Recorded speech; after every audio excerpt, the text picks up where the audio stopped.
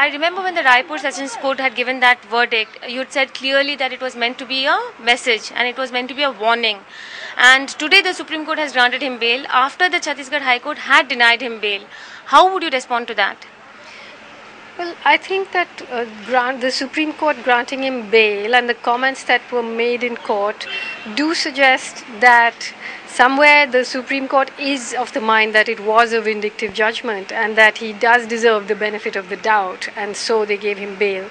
So, you see, what happens is that it underlines the fact that he was being made an example of, and the terror that reigns in Chhattisgarh remains so, because how many people have those lawyers and have the ability to come to the Supreme Court? How many people are there, poor, unnamed, and named under these very same laws for even less reasons, but they can't come up and get they can't come up and get bail. And so in some ways it's a very reassuring thing that happened today, and in other ways it's worrying because there are so many people who don't have access to the Supreme Court.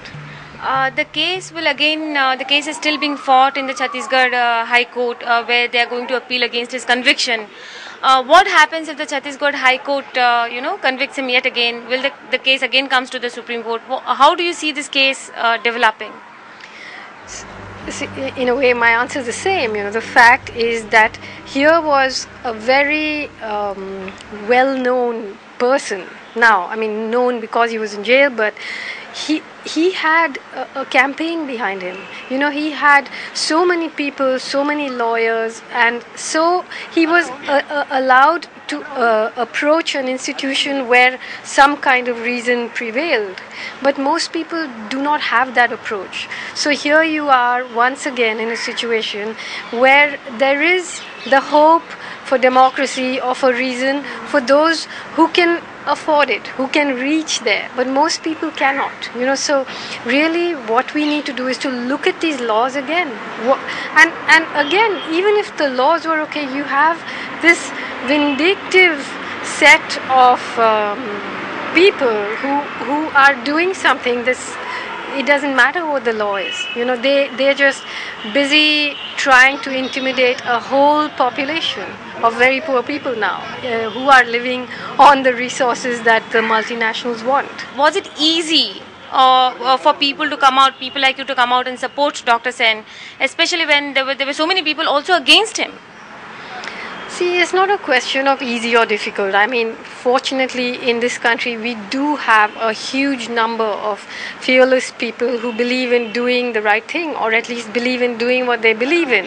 So I'm not going to complain about how difficult it was for us. Of course, I think all those who protested knew that they were up against it. But again and again, I want to say, I know somebody called Kopa Kunjam who first took me around Bastar, who's in jail today. Who's campaigning for him? Who are his lawyers? What's going to happen to him? And he, again, is someone with a name.